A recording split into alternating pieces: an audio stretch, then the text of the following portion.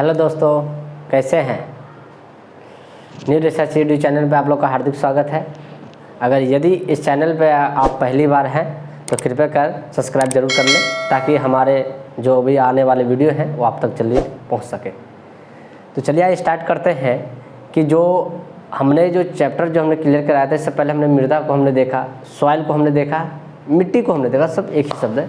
मतलब कि ये हमने देखने का प्रयास किया कि मिट्टी में क्या क्या गुण पाए जाते हैं, इसमें कैसे कैसे काम होती है, कैसे इसकी क्रिया विधि होती है, बढ़ने की प्रक्रिया क्या है, हमने बहुत कुछ इसमें समझने का प्रयास किया नेक्स्ट वाले क्लास में। ठीक है, नाउ अब क्या कहा जाता है कि जीवों में श्वसन, यानी कि जो चैप्टर जो लेकर आए हैं 7 क्लास का और चैप्टर 10 है, जिसमें हमने देखा कि जीवों में श्वसन, यानी कि अब ये देखेंगे कि जीवों में श्वसन कैसे होती है। हमने तो देख लिया कि उत्सर्जन कैसे हो रहा है, खान पान कैसे हो रही है, सब अपने अपने जीवन यापन का क्रिया विधि हमने देख लिया। लेकिन अब हम देखेंगे कि सांस जो हम ले रहे हैं वो कैसे काम कर रहा है। ठीक है, इसमें क्या क्या प्रक्रिया होती है, इसे कौन कौन से चरण होते हैं जो सांस लेने में सबसे बड़ा भूमिका योगदान करता है, ये सबसे बड़ी चीज़ को हमको देखना पड़ेगा ये सब चीज़ में। तो चलिए आइए हम स्टार्ट करते हैं। ठीक है, जो चैप्टर है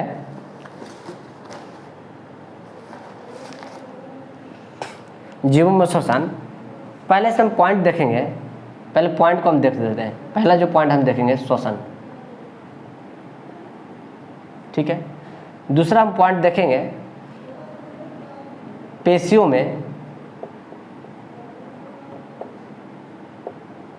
में है ना ऐंठन। ठीक है, फिर तीसरा हम देखेंगे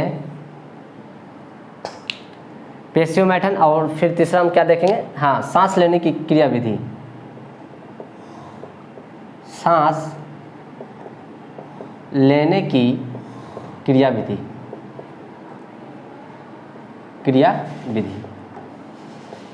ठीक है, फिर हम देखेंगे चौथा में पादप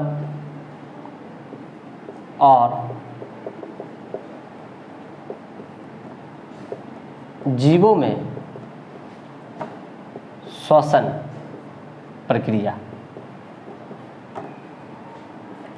यानी कि मुख्य रूप से हम देखेंगे इसमें कि 4 पॉइंट्स हम क्या करेंगे, हम देखने का प्रयास करेंगे कि श्वसन क्या है, पेशियों में ऐंठन क्या है, सांस लेने की क्या क्या प्रक्रिया एवं विधि है उसको देखेंगे। फिर हम देखेंगे पादप एवं जीवों में श्वसन की प्रक्रिया। यानी ये 4 पॉइंट पर हम क्या करेंगे, आज हम विचार करेंगे। तो चलिए आइए अब क्या करिए, अब एकाग्र होकर के अब सुनने का प्रयास करिए, है ना। जहाँ पर लिखाने की बात रहेगी हम वहाँ पे लिखाएंगे, है ना।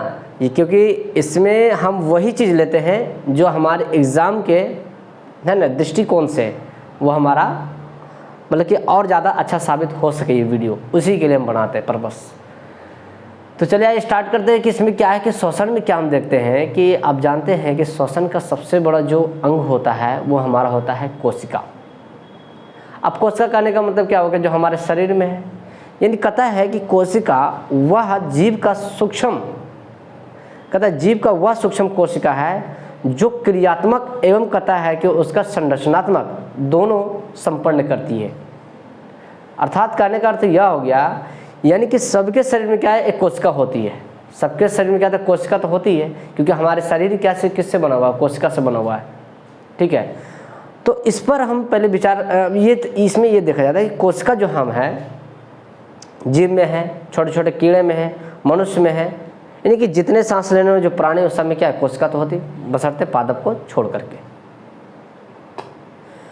तो देखिए ये जो क्रिया विधि जो होती है, ये भी क्या करता है, 4 मतलब कि 3 या 4 कहना जो उसके क्रिया विधि है उससे क्या तो वो संपन्न होता है। जैसे कि हम मान लेते हैं कि हमारा जो श्वसन है वो 4 चीज़ पर निर्भर करता है। ठीक है, जो हमारा कोशिका है वो 4 चीज़ पर निर्भर करता है। पहला हमारा होता है उत्सर्जन, फिर जनन, फिर हमारा जिसको कह सकते हैं पोषण, है ना, फिर हम कह सकते हैं क्या चीज़, परिवहन।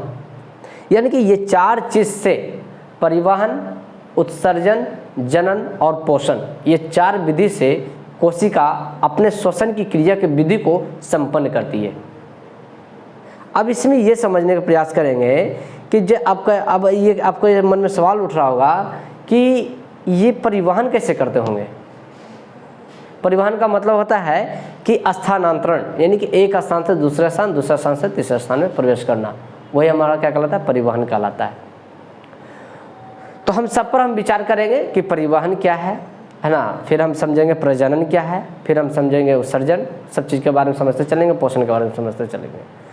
तो देखिए ये सब क्रियाविधि करने से पहले क्या करना चाहिए कि जैसे कोई भी अगर हम काम करते हैं या कोई भी मनुष्य या जीव जंतु कोई भी काम कर रहा है तभी काम करेगा जब वो उसके अंदर क्या वो एनर्जी हो।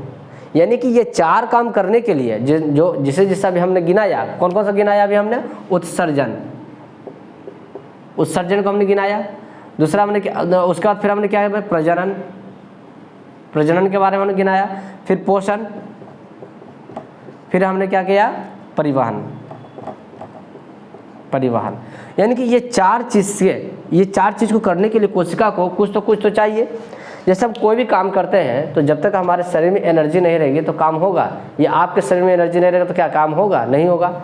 मान लेते हैं कि आपको 2 दिन तक भूखे रखते हैं और आपको कहा दिया कि एक सीमेंट का बोरा छत पे पहुंचा के आओ भूखे पेट में, क्या कभी पहुंच पाओगे, इम्पॉसिबल हो सकता है। क्यों? क्योंकि हमारे शरीर में ऊर्जा है ही नहीं, तो हम कैसे काम करेंगे। तो ये सब सारे काम करने के लिए कोशिका को क्या चाहिए, भोजन चाहिए, यानी ऊर्जा चाहिए। तो ऊर्जा कहाँ से मिलेगी, यानी कि जो कोशिका जो होता है वो भोजन को ग्लूकोज के रूप में काम, मतलब कि ग्लूकोज के रूप में वो अपना है ना भोजन के रूप में वो लेता है। यानी जैसे हमने भोजन ले लिया, दाल भात चोखा हमने खा लिया, विभिन्न प्रकार के आइटम में हमने खा ली, तो एक प्रकार का भोजन हुआ। लेकिन उसमें क्या करता है कि कोशिका जो होती है कि जो हम भोजन किए उससे क्या करता है कि कोशिका कि उसका जो ग्लूकोज जो बनता है भोजन का जो निकलता है उसका रस, वो क्या करता है कोशिका लेती है, इसका काम वही होता है। और उसी से क्या करता है कि ये मतलब ये चारों विधि प्रक्रिया क्या तो वो काम करते हैं। यानी करने का मतलब यह हो गया कि कोशिका में भोजन का जो विखंडन हो रहा है, यानी कोशिका में है ना भोजन का जो विखंडन, यानी ग्लूकोज भोजन के ग्लूकोज में है ना भोजन का विखंडन प्रक्रम है ना प्रक्रम होता है। यानी कि प्रक्रम का मतलब हो गया कि जैसे कि आपने भोजन किया, ठीक है, तो भोजन करने के बाद तुरंत तो रस तो निकलेगा, इसका तो कोई विधि तो होगी। तो उस कारण से क्या होता है कोशिका अपने मतलब कि भोजन इस तरह से लेती है। अब हम बात करते हैं इसी में है ना कि कोशिका क्या होती है, कि एक आप जानते हैं कि कोशिका में 2 चीज़ हम देखते हैं, वायवीय शोषण और एक हम दूसरा सोचते हैं हम अवायवीय शोषण। तो वायवीय शोषण में हम क्या देखते हैं कि जो भोजन है ना ऑक्सीजन की उपस्थिति में, यानी कि जो भोजन ऑक्सीजन की उपस्थिति में लिया जा रहा है वो हमारा क्या कहलाता है वायवीय शोषण। यानी अर्थात ये कहता है कि कोशिका जो हमारा होता है कि ऑक्सीजन की उपस्थिति में जब वो ग्रहण करता है तो वह 3 चीज़ में क्या करता है वो विखंडित कर देता है। किस चीज़ में? 3 चीज़ में। तो वह 3 चीज़ क्या है?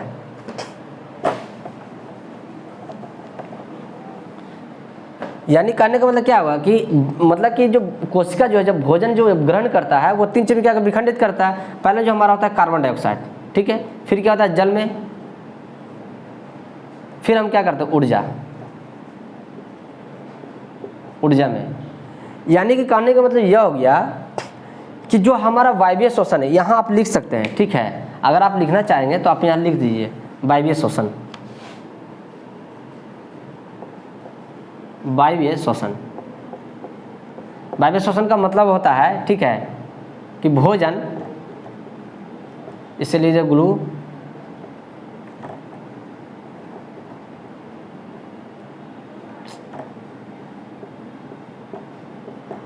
ग्लूकोज कर दीजिए, ठीक है, लिखिए कि भोजन है ना भोजन को है ना ऑक्सीजन के है ना उपस्थिति में है ना भोजन को ऑक्सीजन की उपस्थिति में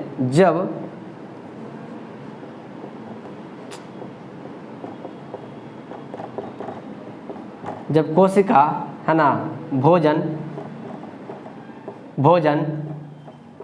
ग्रहण करते हैं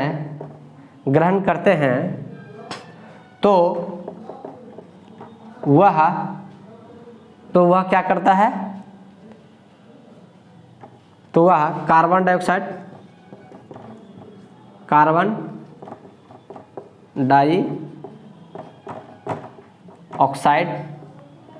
और जल का निर्माण करते हैं, जल का निर्माण करते हैं तथा ऊर्जा है ना निर्मुक्त करते हैं। क्या करते हैं? निर्मुक्त है ना करते हैं। निर्मुक्त करने का मतलब क्या हुआ कि हम बाहर कर रहे हैं, यानी कहने का मतलब यह हो गया वायवीय श्वसन में कि जब कोशिका जब भोजन जब करता है ऑक्सीजन की उपस्थिति में, तब वो क्या करता है कि यहाँ लिख दीजिए भोजन। देखिए थोड़ा सा आप इसको डायग्राम देख लीजिए, है ना, भोजन है ना, ग्लूकोज कर दीजिए, फिर यहाँ लिख दीजिए उपस्थिति में, उपस्थिति में, फिर यहाँ लिख दीजिए क्या, कार्बन डाइऑक्साइड, फिर प्लस क्या H2O यानी कि जल, और प्लस ऊष्मा ऊर्जा। ऊर्जा क्या कर रहा है? वो निर्मुक्त कर रही है। तो ये हमारा क्या इसका डायग्राम है, यानी कि ये क्या है हमारा वायवीय, अभी हमने दिखाया ये क्या है वायवीय है, ठीक है। यानी कहने का अर्थ ये होगा वायवीय का मतलब कि जो हम भोजन को जो हम कर रहे हैं, ठीक है, वो हमारा उपस्थिति में, यानी कि ऑक्सीजन की उपस्थिति, उपस्थिति यहाँ तो लिख दीजिए, यहाँ पे लिख दीजिए थोड़ा सा ऊपर में ऐसे करके ऑक्सीजन, ऑक्सीजन आप लिख लीजिए, है ना, ऑक्सीजन, ठीक है। तो ये हमारा क्या हुआ वायवीय, यानी कि जो हम भोजन कर रहे हैं, जाहिर सी बात है जो हम मनुष्य हैं हम भोजन कर रहे हैं, तो ये आप याद रखिएगा कि 3 चीज़ का आपका निर्माण होता है, वो आपका होता है कार्बन डाइऑक्साइड, जल और ऊर्जा। यानी कि जब आप खाना खाते हैं तब ऊर्जा महसूस करते हैं कि नहीं कि आहा अब तो मेरा ऊर्जा आ गया है, यानी ऊर्जा महसूस कब होता है? जब वो ऊर्जा निकलना शुरू होता है ना। तो वो और क्या H2 यानी जल बनता है, और क्या होता है कार्बन डाइऑक्साइड, यानी करने का मतलब है ना कि हम ऑक्सीजन क्या करते हैं लेते हैं, लेकिन कार्बन डाइऑक्साइड हम क्या करते हैं हम देते हैं, यानी कि छोड़ते हैं। तो ये प्रक्रिया होती है। अब हम बात करते हैं कि वायवीय यानी अवायवीय। अवायवीय में क्या होती है कि जो ऑक्सीजन की अनुपस्थिति में, है ना, जब कोशिका जब भोजन करती है तो उस कंडीशन में क्या होता है कि हमारा अल्कोहल प्लस कार्बन डाइऑक्साइड और ऊर्जा, मतलब कि ऊर्जा क्या करता है वो बी निर्मुक्त कर देती है, यानी कि विमुक्त करने का मतलब हो गया विमुक्त कर देती है। यानी अर्थात ये समझिए कि आपको समझ में नहीं आ रहा होगा, देखिए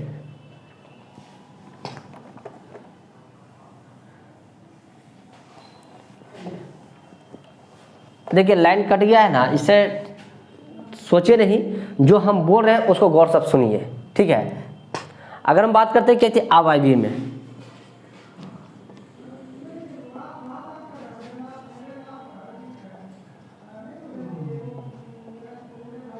अवायवीय श्वसन,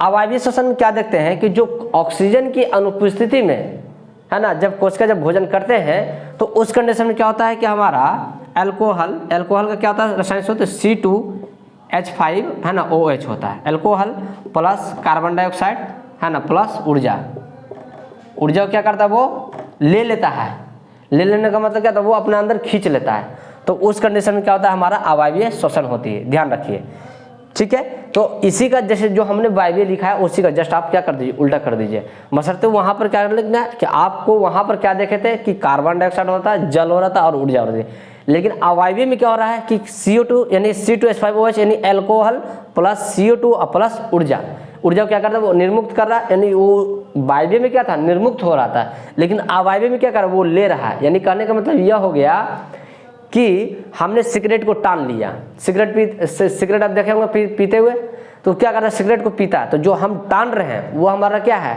वायवीय, वो क्या है हमारा वायवीय है। लेकिन जब सिगरेट के जब धुआं को जब बाहर निकाल रहे हैं वो हमारा क्या है अवायवीय है। समझ में आ गया? यानी कि धुआं को समझ एक तरह से ऊर्जा है, उसको ये समझ लिए, कंफ्यूजन नहीं होना है, कंफ्यूजन एकदम कभी नहीं।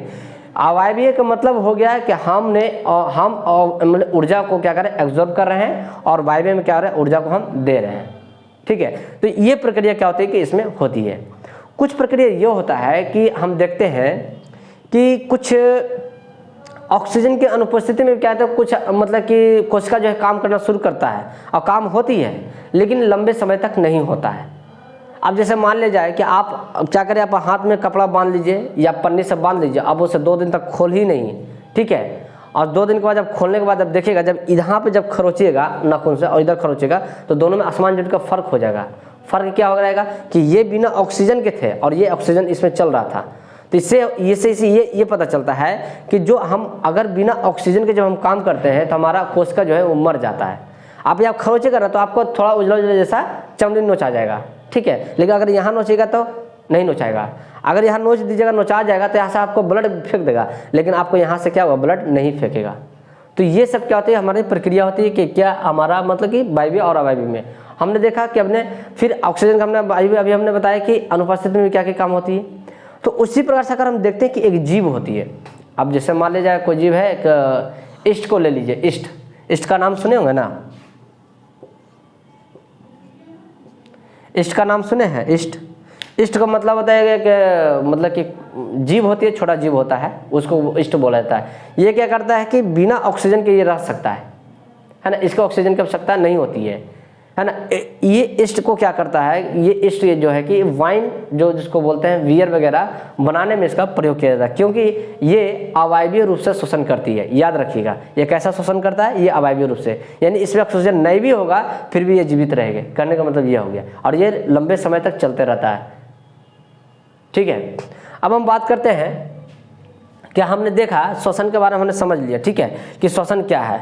अब श्वसन के बाद अब हम समझते हैं, ठीक है, कि पेशियों में ऐठन क्या होती है, ठीक है। तो पेशियों में ऐठन, ईस्ट के बारे में समझ गए ना। ईस्ट याद रखिएगा, पूछेगा ईस्ट निम्नलिखित में क्या है, वायवीय है या अवायवीय है या दोनों ही, इनमें से कोई नहीं है। तो क्या मारेंगे हम, अवायवीय, यानी कि क्योंकि अवायवीय इसलिए है क्योंकि ये ऑक्सीजन की अनुपस्थिति में क्या कर रही है, ये काम कर रही है, और ये इसे वाइन बनाने के लिए है ना, बियर बनाने के लिए इसका प्रयोग किया जाता है। इसमें क्वेश्चन पूछा जा सकता है, ठीक है दोस्तों। अब हम बात करते हैं ऐठन। पेशियों में ऐठन का मतलब क्या होता है कि जो पेशी जो हमारा है, पेशी का मतलब होता है कि जो हमारा ये पेशी, ये मांस वगैरह, इसको क्या बोलते हैं, पेशी बोलते हैं, ठीक है। तो उसमें क्या होता है कि ऐठन क्यों होता है। आप जानते हैं कि जब हम नॉर्मल काम करते हैं या हम विश्राम करते हैं या हम दौड़ते हैं या हम कहीं स्थिर रहते हैं, तो हर जगह पे क्या होती है कि ऑक्सीजन की जो मात्रा होता है वो हर जगह क्या, तो वो अलग अलग होता है, एक जैसा तो होती नहीं। अब मान लिया जाए कि आप दौड़ रहे हैं, दौड़ते दौड़ते आप अचानक रुक जाइए तो आपकी धड़कन बहुत तेज़ी से धड़कना शुरू हो जाएगा। क्यों, क्योंकि आपको बहुत ज़्यादा ऑक्सीजन की आवश्यकता हो जाती है उसमें, ठीक है। जब आप हार्ड काम कर रहे हैं तो उस समय क्या, जो आप सांस ले रहे हैं अभी नॉर्मल, आप उसी वक्त आपको हम 50 किलो का वजन लाद दें तो क्या वही सांस लीजिएगा कि थोड़ा ज़्यादा लीजिएगा, जाहिर सी बात है। तो जानते हैं कि हर काम के परिस्थिति के अनुसार हम श्वसन को क्या करते हैं, हम अलग अलग तरीक़ा से हम लेते हैं, एक तरीक़ा से हम नहीं लेते हैं, ठीक है। तो उसी प्रकार से क्या होता है कि जब हम हार्ड काम करते हैं, है ना, जैसे मजदूर लोग को देख लीजिए, क्या करता है, वो बहुत हार्ड काम करता है, और जब वो हार्ड काम करता है तो क्या करता है, उसमें एक लैक्टिक अम्ल का स्राव होना है, यानी कि लैक्टिक अम्ल उसमें क्या होता है, वो विकसित हो जाए, यानी कि निर्माण होना शुरू हो जाता है, ठीक है। लैक्टिक अम्ल का अगर सूत्र बात किया जाए तो लैक्टिक अम्ल का सूत्र क्या होता है, C3 है ना, H6 है ना, O3, ठीक है, ये होता है लैक्टिक अम्ल का सूत्र होता है। अब ये समझिए कि लैक्टिक अम्ल कैसे बना। जब जानते हैं कि जब हार्ड काम कर रहे हैं तो हमको क्या होना चाहिए, कि और ज़्यादा ऑक्सीजन की आवश्यकता होती है, लेकिन उतना क्या होता है, ऑक्सीजन मिल नहीं पाता है, जिस कारण से क्या होता है कि हमारे शरीर के अंदर अवायवीय शोषण होना शुरू हो जाती है। और जब अवायवीय शोषण जब शुरू होना शुरू हो जाएगा तो उस कंडीशन में क्या करता है, पेशी में जब मतलब कि पेशियों में जब अवायवीय शोषण जब शुरू हो जाता है तो उस समय क्या होता है कि लैक्टिक अम्ल क्या होता है, लैक्टिक अम्ल और है ना, लैक्टिक अम्ल और कार्बन डाइऑक्साइड, कार्बन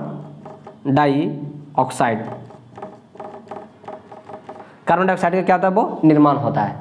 बात समझ में गए। यानी कहने का मतलब हो रहा है कि जब कोई व्यक्ति जब ज़्यादा हार्ड काम कर रहा हो या दौड़ने का या फिर कोई काम करना है ना, दौड़ने का या फिर बोझा उठाने का, तो उस कंडीशन में क्या होता है कि जब ऑक्सीजन जब नहीं मिल पाता है तो हमारे शरीर की जो पेशियां हैं वो अवायवीय शोषण करना शुरू कर देती है, और उस दरम्यान में क्या होता है कि हमारा लैक्टिक अम्ल और कार्बन डाइऑक्साइड अम्ल क्या होता है, वो स्रावित होना शुरू होता है, यानी कि लैक्टिक अम्ल निकलता है और कार्बन डाइऑक्साइड का निर्माण होना शुरू होता है, जिस कारण से क्या होता है कि हमारे शरीर में दर्द महसूस होती है ना, ऐंठन महसूस होता है, कि लगता है कि जैसे कोई हमें आराम दे।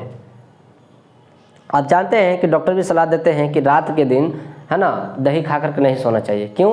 क्योंकि उसमें क्या होता है एक जो दही में कहता है ना, जो अम्ल जो होता है दही में, इसको क्या बोलते हैं उसमें, दही में खट्टा दही है जिसको लैक्टिक अम्ल ही बोला जाता है। दही में क्या होता है, लैक्टिक अम्ल ही पाया जाता है, ठीक है। तो उस दही में जब लैक्टिक अम्ल जब पाया जाता है, अगर आप रात में जब खा कर जब सोइएगा तो लैक्टिक अम्ल की मात्रा क्या होगा, आपका बढ़ जाएगा, जिस कारण से जब आप सुबह उठेगा तो आपको ऐंठन महसूस होगा, आपको दर्द महसूस हो जाएगा, ठीक है। तो उस कंडीशन में क्या होती है कि जब आपको जब दर्द जब महसूस होता है तो इसका निवारण कैसे किया जाए? इसका निवारण दो तरीका से होता है। पहला आप क्या करिएगा कि आप जाइएगा तो कहिएगा कि गर्म पानी करिए, है ना। तो गर्म पानी करिए से, अगर गर्म पानी से अगर आप नहा लेते हैं, अगर आप हार्ड काम करके आए हैं, अगर आप गर्म पानी से नहा लेते हैं तो आपकी लैक्टिक अम्ल क्या होता है, वो खत्म हो जाएगी, धीरे धीरे वो हट जाएगा, आपको आराम महसूस होगा। या फिर दूसरा कंडीशन ये होता है कि आप मालिश करवा लीजिए शरीर में पूरा।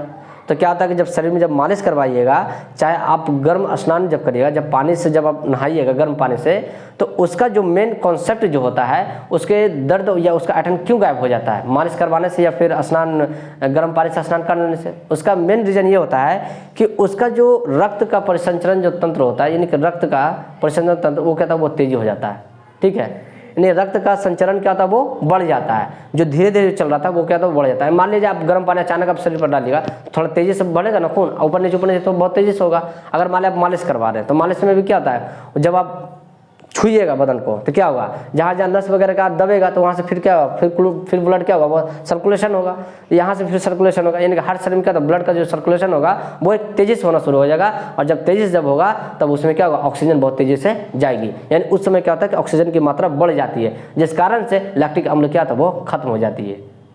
तो इसी की वजह से क्या होता है कि हमारे शरीर में जो है कि पेशियों में ऐंठन होना शुरू हो जाती है। इसलिए कि जो भी अगर हार्ड काम कर रहे हैं, अगर आपके पास समय नहीं है तो आप उसे गर्म पानी से उसको नहवाने की इजाज़त दे सकते हैं। बशर्ते अगर गर्मी के दिन है तो आप सबसे बढ़िया है कि नॉर्मल पानी से नहा लें, और नहीं तो फिर आप उसे मालिश कर दें। तो ये इसका क्या था, क्रियाविधि थी जो हमने समझाया। अब हम बात करते हैं सांस लेने की प्रक्रिया की विधि। अब हमने तो देख लिया कि पहले इसमें थोड़ा सा एक बात और थोड़ा समझ लीजिए, है ना, पेशियों में, कि इसमें क्या होता है कि एक अंतःश्वसन होता है, एक होता है उच्छ्वास, है ना। इसमें क्या होता है, एक अंतःश्वसन होता है, एक क्या होता है, एक होता है उच्छ्वास। उच्छ्वास मतलब समझते हैं, देखिए सिंपल समझ लीजिए। अंतःश्वसन,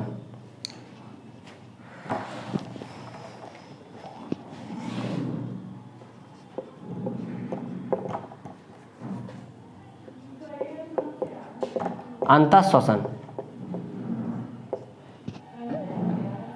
एक होता है उच्छ्वास, उच्छ्वासन, ठीक है। देखिए इस कंडीशन में क्या होता है कि ये भी क्वेश्चन क्या तो पूछा था, अंतःश्वसन का मतलब होता है कि जो हम वायु को अंदर ले रहे हैं वही हमारा क्या कहलाता है, अंतःश्वसन कहलाता है। और जो हम वायु को क्या कर रहे हैं, हम जब बाहर निकाल रहे हैं वही हमारा क्या कहलाता है, उच्छ्वासन। यानी अर्थात ये समझ लीजिए आप कि जब आप ऑक्सीजन को ले रहे हैं, यानी ऑक्सीजन हमारा क्या हो गया, अंतःश्वसन हो गया। और जब हम कार्बन डाइऑक्साइड हम छोड़ रहे हैं, जब हम कार्बन डाइऑक्साइड जब हम दे रहे हैं तो वो हमारा क्या कहलाता है, उच्छ्वासन, ठीक है। इसी में थोड़ा सा समझना था, हमने बता दिया। अब हम बात करते हैं कि सांस लेने की क्रिया विधि क्या है ना। अब इसमें भी थोड़ा सा एक चीज़ और इसमें छूट गया है, इसमें एक चीज़ और है, उच्छ्वासन देख लिया। अब हम थोड़ा सा समझते हैं कि ऑक्सीजन दर, यानी कहने का मतलब यह हो गया कि श्वसन दर क्या होता है। इसमें एक थोड़ा सा जोड़ लीजिए, है ना, 5 में श्वसन दर, श्वसन दर, ठीक है। श्वसन दर में क्या होता है कि आप जानते हैं कि जब नॉर्मल रहते हैं, जब आप तेजी से जब चलते हैं, जब आप खड़े रहते हैं, जब आप कोई हार्ड काम किए हुए रहते हैं, नहीं हर कंडीशन में क्या होता है कि आपके जो सांस है, जो श्वसन जो लेने की जो प्रक्रिया विधि है, वो हर जगह क्या है, वो समान, हमने पहले ही बताया, वो क्या है, एक प्रकार का असमान है। यानी सब जगह आप एक ही तरह का सांस नहीं ले सकते हैं, ठीक है। तो अगर हम बात करते हैं जब आप दौड़िएगा तो दौड़ने के बाद अचानक जब आप रुकते हैं तो सांस क्या होता है, बहुत तेज़ी से वो चलना शुरू हो जाता है। जब वो सांस जब तेज़ी से चलेगा तो उसका जो दर होगा वो क्या होगा, बहुत तेज़ी होगा। लेकिन जब आप सोए हुए हैं तो उसका दर क्या होगा, नॉर्मल होगा। जब आप चल रहे हैं तो क्या होगा, थोड़ा तेज़ी होगा। जब आप रुके हुए हैं तो क्या होगा, नॉर्मल होगी, है ना। तो हम देख रहे हैं कि हर कंडीशन में क्या हो रहा है, जब हम सांस ले रहे हैं तो सबका क्या था, अलग अलग हो रही है। अब बात कर लेते हैं कि जैसे मान लो दौड़ रहे हैं, ठीक, दौड़ रहे हैं तो उस समय क्या होगा, यानी कहने का मतलब उस समय जो ऑक्सीजन जो लेने की जो दर होगी, मान लेते हैं देखिए इसमें कहता है कि 1 मिनट में, है ना, जितना बार सांस लिया गया उसी का वो क्या कहलाता है, श्वसन दर कहलाता है। यानी 1 मिनट से क्या था वो तुलना किया जाता है। अगर आप मान लो दौड़े और अचानक रुक गए तो आपको 1 मिनट में कम से कम तो 20 से 25 बार आप सांस लीजिएगा, है ना, दौड़ते हुए में। दौड़ते हुए में क्या करेगा कि दौड़ते हुए में, है ना, 1 मिनट में है ना कितना 20 से 25 बार, है ना, सांस लीजिएगा, ठीक है। लेकिन जब आप क्या नॉर्मल है, जब आप विश्राम कर रहे हैं तो विश्राम के समय में क्या होगा, विश्राम के टाइम में क्या होगा कि आप 15 से 18 बार सांस लीजिएगा।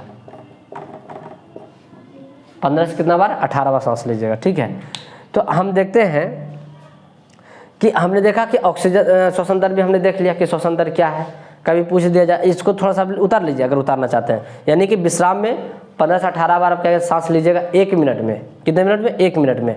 और दौड़ते हुए में जब आप रुक गए तब आप क्या करिएगा 15 से 25 बार, यानी 20 से 25 बार आप सांस लीजिएगा, ठीक है। तो ये हमने देखा। अब हम बात करते हैं सांस लेने की प्रक्रिया विधि। प्रक्रिया विधि क्या, सांस लेने का यानी करने का मतलब यह हो गया कि हमने तो देख लिया कि सांस यानी श्वसन जो है कैसे कैसे वो क्या करता है कि काम कर रहा है हमारे शरीर में, लेकिन वो हमारे शरीर में जा कैसे रहा है, सबसे बड़ी चीज़ ये है, ठीक है।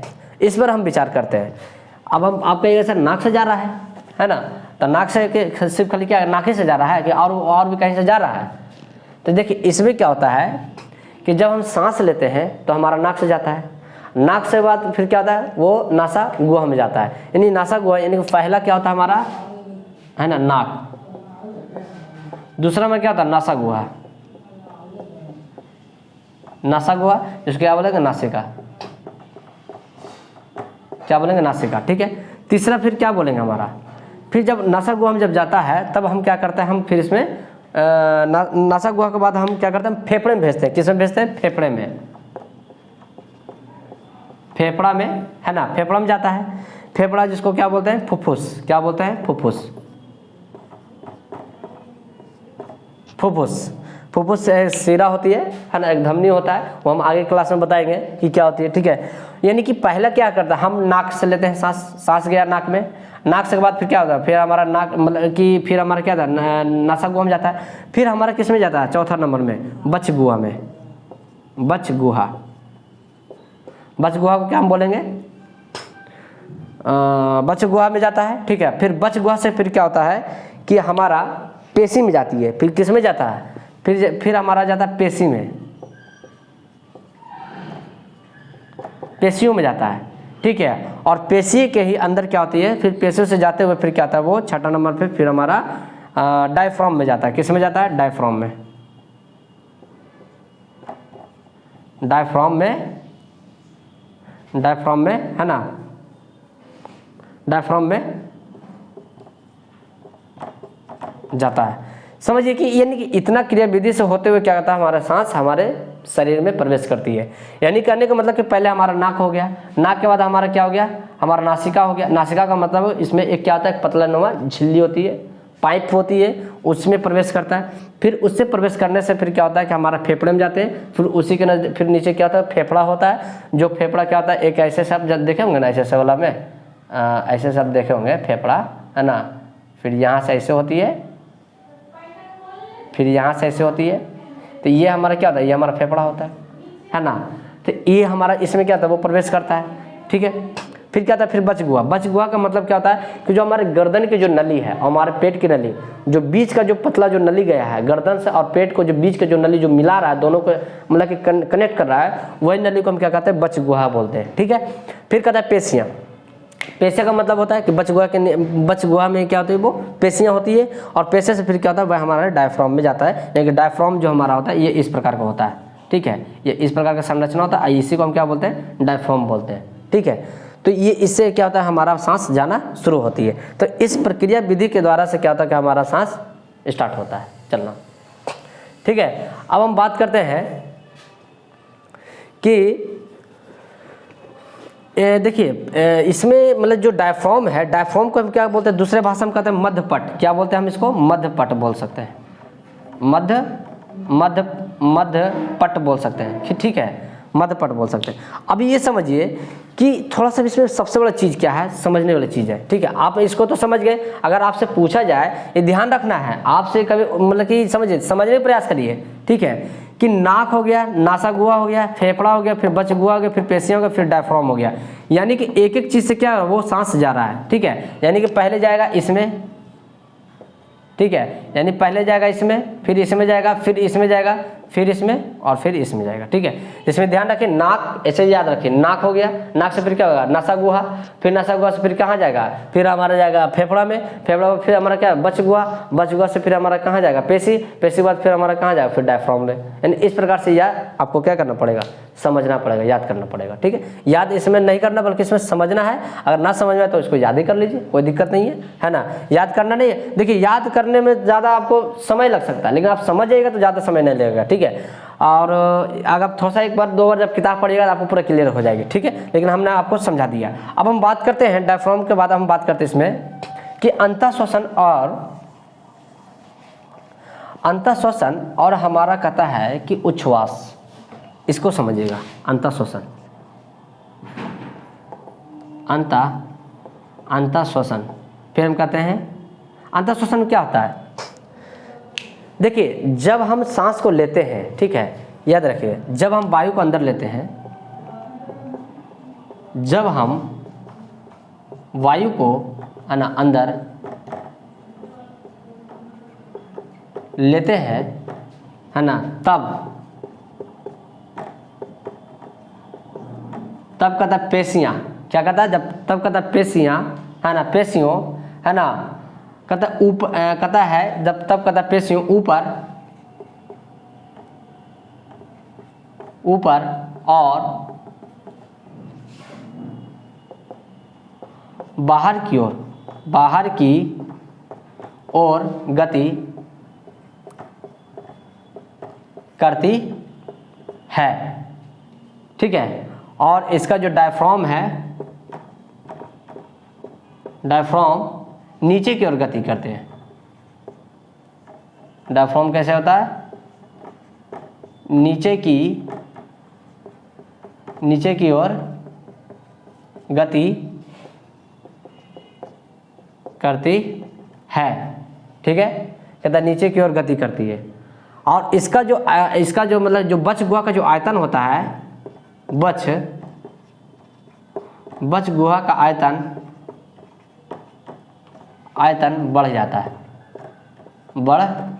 जाता है। देखिए बात को समझिएगा, ये हमने इसे क्या किया, याद नहीं किया था, बल्कि हमने इसे क्या किया, समझने का प्रयास किया, तब हम क्या करें, वो आसानी से हम लिख लिए। उसी प्रकार से अगर आप समझ लीजिएगा तो आप खुद ही अपने से लिख सकते हैं, ठीक है। लिखने का मतलब ये नहीं है, मतलब यह है कि हमारा सक्सेस कितना दिला सकता है समझने से, ये सबसे ज़्यादा इंपॉर्टेंट है, ठीक है। जैसे कि हम कहते हैं ना कि जब हम वायु को अंदर ले रहे हैं, यानी कि जब हम सांस को ले रहे हैं, ठीक है, जब सांस को जब ले रहे हैं तो यानी कि हम क्या हुआ, अंतःश्वसन का मतलब क्या हो, सांस लेना। हमने इससे पहले भी हमने बताया, सांस लेना यानी अंतःश्वसन। जब हम वायु को अंदर लेते हैं तब क्या होता है, पेशियाँ ऊपर और बाहर की ओर गति करती है। यानी ऊपर, जैसे आप सांस लीजिए आपको पता चलेगा, तो ऊपर आया ना, फिर मतलब बाहर का मतलब क्या, पेट फूलेगा हल्का सा, तो क्या वो बाहर की ओर कर रहा है ना, यानी बाहर फेंक रहा है जीर्मनी, तो उससे क्या हो रहा है, यानी बाहर की ओर गति कर रही है। फिर कहता है डायफ्राम नीचे की ओर जाता है। डायफ्राम हमने जो बताया, इस तरह से हमने बताया था ना अभी,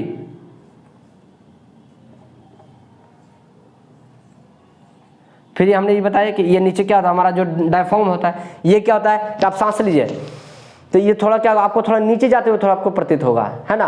और जब नीचे जाएगा तो इसका मतलब क्या है, यानी कि डायफ्राम जो क्या है हमारा नीचे की ओर गति कर रहा है। ये आपको अनुभव करना पड़ेगा। जब आप अनुभव कर दीजिएगा ना तो आप कभी भी भूलिएगा नहीं, क्योंकि इससे में क्या होता है, बहुत ज़्यादा कन्फ्यूजन हो जाती है, ठीक है। यानी डायफ्राम क्या होता है, वो नीचे की ओर जा रहे हैं। जब हम सांस को ले रहे हैं, है ना, तो हमारा जो पेशी का जो गति है वो ऊपर और बाहर की ओर गति कर रहा है, हमारा डायफ्राम जो है वो नीचे की ओर गति कर रहा है, ठीक है। लेकिन इसमें जो बचगुहा होता है, हमने जो बताया कि जो गर्दन और जो पेट का जो बीच का जो पतली जो नली है जिससे वायु प्रवेश कर रही है, पेट तक जो पहुंचाने का काम कर रहा है, उसका जो आयतन होता है वो क्या होता है, वो बढ़ जाता है। यानी कहने का मतलब यह हो गया कि मान ली पतली नली है, ठीक है, इतना है, जब सांस लेंगे तो क्या होगा, ये नली इतना मतलब कि हो जाएगा, यानी इसका आयतन इतना हो जाएगा। पहले था इतना, अभी सांस नहीं जा रहा था, ठीक है। लेकिन जब हम इसको जब हम सांस को क्या करेंगे, कि लेंगे, ठीक है, ले रहे हैं, तब हमारा क्या होगा, ये हो जाएगा, ठीक है, समझ में आ गया। यानी कि हम सांस को ले रहे हैं तो क्या हुआ, ये हमारा आयतन बढ़ गया, यानी क्या बच गुहा का आयतन क्या हुआ, बढ़ गया। सेम इसी प्रकार से क्या होता है कि इसी का जस्ट उल्टा होता है क्या चीज कि उच्छ्वासन। उच्छ्वासन का मतलब क्या होता है कि जब हम सांस को जब छोड़ते हैं, क्या करते हैं, जब हम छोड़ते हैं तो पेशी का जो गति होता है वो क्या होता है कि वो क्या करता है कि वो नीचे की ओर जाता है, ठीक है। देखिए ये क्या कर रहा है, ऊपर की ओर जा रहा है ना, कहता है पेशियां ऊपर, और कहता है कि बाहर की ओर गति कर रही है। लेकिन जैसे ही जब हम क्या करते हैं, छोड़ते हैं तो क्या हो रहा है कि हमारा जो पेशी जो है वो क्या कर रहा है कि मतलब वो नीचे जाता है ना, और पेशी का जो गति है वो नीचे करता है, और वो मतलब कि नीचे और अंदर की ओर गति करती है, यानी नीचे और अंदर की ओर गति करती है। अगर आप नहीं समझना तो इसको लिख लीजिए कि जब हम, इसको आप लिख लीजिए, ठीक है, इसमें यहाँ लिख देते हैं उच्छ्वासन, रुक जाइए हम इसको मिटा ही देते हैं।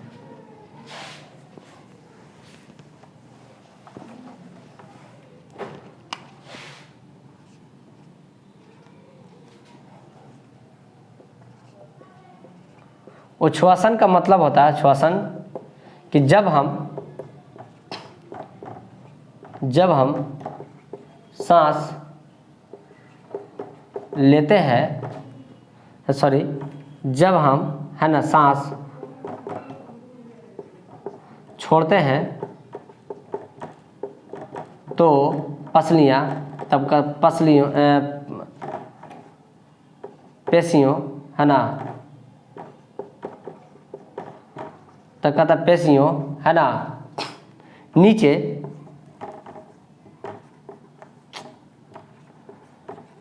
नीचे और है ना, और अंदर की ओर, और कहता अंदर की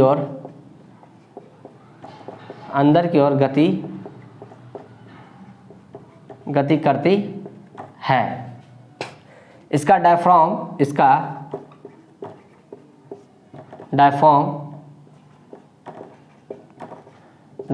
ऊपर की ओर गति करती है, ऊपर की ओर गति करती है। लेकिन बच गुहा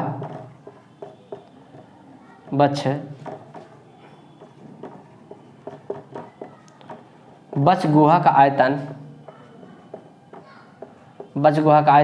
है ना घट जाता है। बात समझ में गया। इसको टा है, ये रा ना समझिएगा, इसको टा लिखिए, ठीक है। कहता है बच गुहा का आयतन क्या था, वो घट जाता है, समझ गए। तो ये था हमारा क्या था कि ये था हमारा उच्छ्वासन और हमारा था अंतःश्वसन की विधि एवं प्रक्रिया, ठीक है।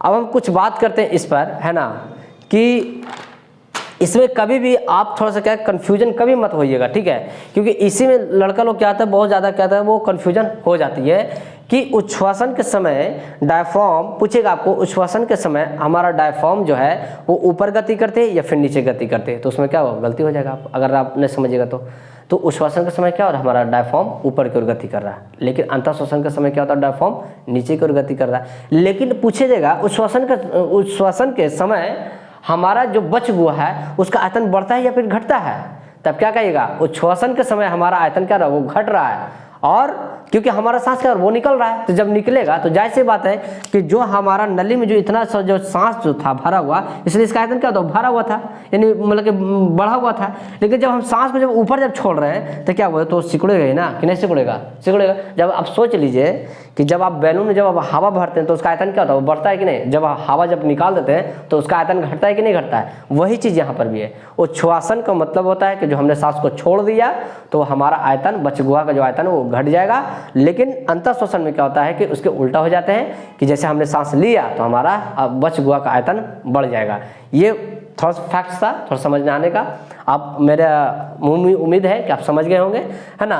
तो इस पर थोड़ा सा एक चीज़ और चर्चा कर लेते हैं। अब इसके बाद हम बात करते हैं कि पादप और जीवों में श्वसन क्या होती है। आप जानते हैं कि विभिन्न प्रकार के जो शेर हो गए, चीता हो गए, बकरी हो गए, बाघ हो गए, इस सब का क्या होता है कि जो सांस लेने की जो प्रक्रिया विधि है वो फेफड़े के द्वारा ही होता है, उसमें कोई तरह कंप्रोमाइज नहीं होता है। एक होता है कॉकरोच। कॉकरोच क्या आता है कि एक उसमें जालिका रूपी, है ना, पार्श्व भाग में क्या होता है, जालिका रूपी, है ना, एक अंग होती है जो छिद्र होता है, जिससे क्या आता है उसको क्या होता है, मतलब कि जो कॉकरोच का जो पार्श्व भाग है उसमें क्या होता है कि मतलब छिद्र पाया जाता है। उस छिद्र को हम क्या बोलते हैं, बातक बोलते हैं, सॉरी बतख नहीं, क्या बोलते हैं, बातक।